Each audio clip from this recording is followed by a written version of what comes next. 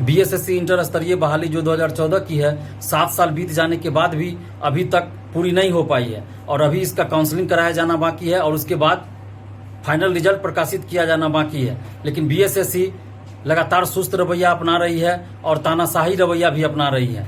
और बीएसएससी का इतिहास है कि बिना आंदोलन के बीएसएससी में कुछ नहीं होता है। आप बीएसएससी प्रथम इंटर स्तरीय बहाली को ही देख लीजिए तो इसके पीटी परीक्षा के लिए भी परीक्षार्थियों को आंदोलन करना पड़ा था, पीटी के रिजल्ट के लिए भी आंदोलन करना पड़ा था और मुख्य परीक्षा के लिए भी आंदोलन करना पड़ा और टाइपिंग टेस्ट के लिए भी आंदोलन करना पड़ा था।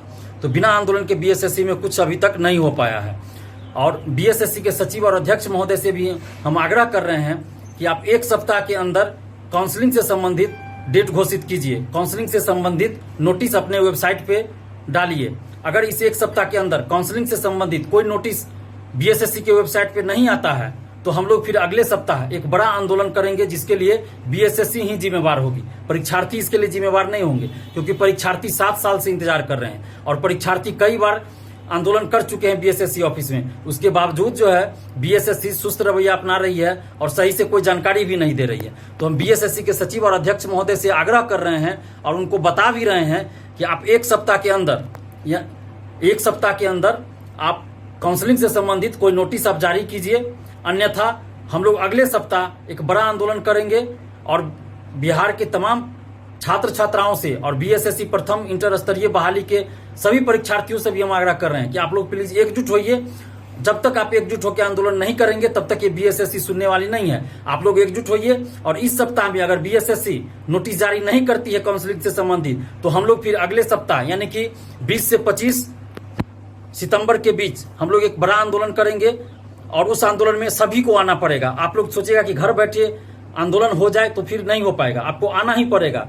आपको 20 से 25 के बीच जब डेट घोषित होगा तो आपको आना ही पड़ेगा उस डेट में, तभी कुछ हो पाएगा।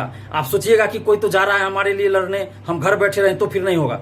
आप जितने भी परीक्षार्थी हैं बीएसएससी प्रथम इंटर स्तरीय बहाली के, आप सब सोच लीजिए कि आपको एक दिन के लिए बीएसएससी ऑफिस आना है तो आना है। और आप एक दिन अगर आ गए तो यकीन मानिए, विश्वास रखिए, अगर आप सभी परीक्षार्थी एक दिन बीएसएससी ऑफिस आ जाते हैं तो देखिएगा उसी दिन शाम तक बीएसएससी को काउंसलिंग से संबंधित नोटिस जारी करना पड़ेगा और फाइनल रिजल्ट कब प्रकाशित होगा उससे संबंधित भी नोटिस जारी करना पड़ेगा।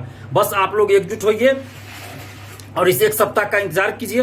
अगर इस एक सप्ताह में अगर बीएसएससी नोटिस जारी नहीं करती है तो हम लोग फिर अगले सप्ताह में 20 से 25 सितंबर के बीच कोई डेट निर्धारित करेंगे और उस डेट में एक बड़ा आंदोलन होगा बीएसएससी ऑफिस के अंदर। तो आप लोग प्लीज एकजुट होइए और इस आंदोलन में भाग लीजिए। अगर बीएसएससी इस 1 सप्ताह के अंदर नोटिस जारी नहीं करती है तो हम आग्रह कर रहे हैं, पुनः हम आग्रह कर रहे हैं बीएसएससी के सचिव और अध्यक्ष महोदय से कि इस 1 सप्ताह के अंदर आप बीएसएससी प्रथम इंटर स्तरीय बहाली के काउंसलिंग से संबंधित कोई नोटिस आप जरूर डालिए कि कब से आप काउंसलिंग कराइएगा, अन्यथा हम अगले सप्ताह एक बड़ा आंदोलन करेंगे जिसके लिए आप खुद जिम्मेवार होंगे। आखिर परीक्षार्थी कब तक इंतजार करें? 7 साल से परीक्षार्थी इंतजार ही तो कर रहे हैं। इस दरमियान हजारों ऐसे परीक्षार्थी हैं जिनकी उम्र समाप्त हो गई, वो कहीं सरकारी नौकरी के लिए फॉर्म भी नहीं भर सकते हैं। तो हजारों परीक्षार्थी, 50,000 से ज्यादा परीक्षार्थी मानसिक रूप से तनावग्रस्त है, मानसिक रूप से प्रताड़ित हो रहे हैं। हजारों परीक्षार्थी मानसिक रूप से प्रताड़ित हो रहे हैं। तो ये तो बिल्कुल ही अमानवीय रवैया बीएसएससी द्वारा अपनाई जा रही है। तो हम चाहते हैं कि बीएसएससी मानवीय रुख अपनाए और काउंसलिंग से संबंधित इस सप्ताह के अंदर, 1 सप्ताह के अंदर काउंसलिंग से संबंधित कोई नोटिस अपने वेबसाइट पे डाले, अन्यथा अगले सप्ताह हम लोग एक बड़ा आंदोलन करेंगे जिसमें आप तमाम परीक्षार्थियों को आना होगा। तो आप लोग अभी से कमर कस लीजिए, अभी से तैयार हो जाइए कि अगले सप्ताह एक बड़ा छात्र आंदोलन बीएसएससी ऑफिस में करना है। धन्यवाद, जय हिंद।